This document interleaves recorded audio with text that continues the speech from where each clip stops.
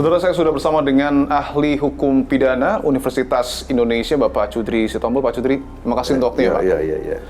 Pak, kita tahu bahwa publik saat ini begitu menyoroti vonis dari majelis hakim kepada terdakwa Harvey Muiz, Pak. Saya ingin minta tanggapan Anda. Ini kan kita bicara soal berat ringan hukuman, atau dalam bahasa Belandanya strafmachtnya itu ya, strafmachtigheidnya itu putusannya kok ringan betul sekali gitu, ya kan? Nah, kita teringat kepada aturan-aturan yang ada di Kejaksaan Agung maupun di Mahkamah Agung. Kalau kita mengacu ke peraturan Jaksa Agung, maka perkara ini harus dituntut 20 tahun atau hukuman Harus dituntut 20 tahun? Dituntut. Karena kerugiannya 300 Kerugian triliun? lebih dari 100 miliar. Oke. Gitu. Dan membawa dampak akibat luas atau tidak. Kemudian kalau kita melihat dari sisi peraturan Mahkamah Agung, itu juga ada. Dia di surat edaran Mahkamah Agung nomor 1 tahun 2020, masih baru aja. Di dalam pedoman itu diatur mengenai kategorisasi perkara itu. Ya. Yang saya mau katakan dalam matriks itu ada yang pasal 2-nya itu adalah tinggi, sedang, dan ringan. Di dalam dalam pasal 2 dan pasal 3, kalau kita mengacu ke perkaranya Harvey ini, kan Harvey itu dituntut, ya diputus karena pasal 2. Itu minimum dia dikasih rentang antara 16 sampai 20 tahun. 16 sampai 20 tahun. 20 tahun. Atau hukuman seumur hidup. Kita harus ingat, perkara ini adalah rekor, ya, perkara rekor kerugian negara sebesar 300 triliun. Ya. Ini yang paling besar, Bang. Paling besar. Nah, itu kan ada perdebatan. Oh, ini bukannya kerugian negara, tapi potensi. Betul. Nah, tapi kalau kita menunjuk kepada expose Jaksa Agung Muda bidang tindak pidana khusus Pak Febri waktu beberapa lalu yang ini, dia menjelaskan ini bukan potensi, memang real. 300, sekian triliun akan didakwa sebagai kerugian negara. Dan jaksa yakin bahwa ini adalah kerugian real yang harus nanti jaksa tuntut sebagai kerugian negara. Nah, jadi dalam konteks ini saya juga agak bertanya-tanya, kenapa keterangannya pihak kejaksaan itu yang sekarang berbeda dengan keterangannya pada awal yang lalu. Kerugian ini 300 triliun loh. Ya karena kan bisa dipakai untuk bayar atau membiayai makan gratis kan.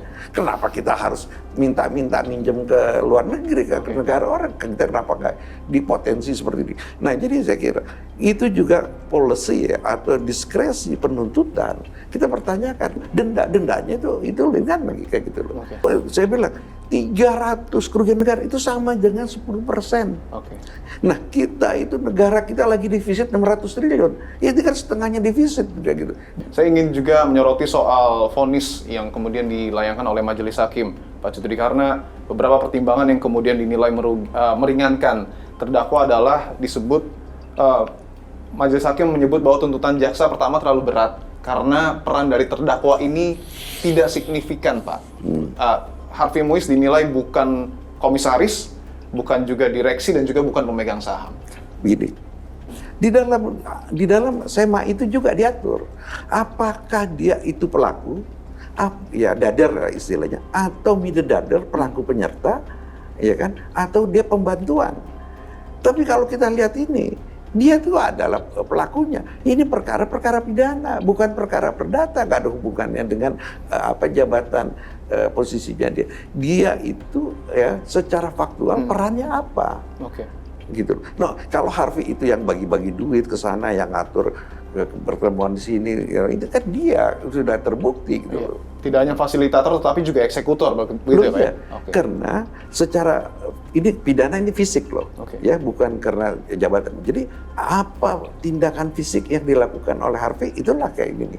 Mungkin ini jadi pertanyaan terakhir saya, Pak. Jika nanti kemudian banding itu ditolak dan Harvey Muiz tetap divonis dengan keputusan 6,5 tahun penjara, ini ketika menjalani proses hukuman, apakah berpotensi untuk lebih ringan lagi, Pak, melihat remisi dan lain sebagainya? Secara teoritis bisa Bisa. Tapi ini gini, tetapi jangan sampai masyarakat itu tambah apatis. Kita ingat, belum berapa lama itu ada pegawai pejabat tinggi Mahkamah Agung punya uang cash di rumahnya 1 triliun sama 50 kilo emas. Itu kan dibilang, oh itu aja pegawainya.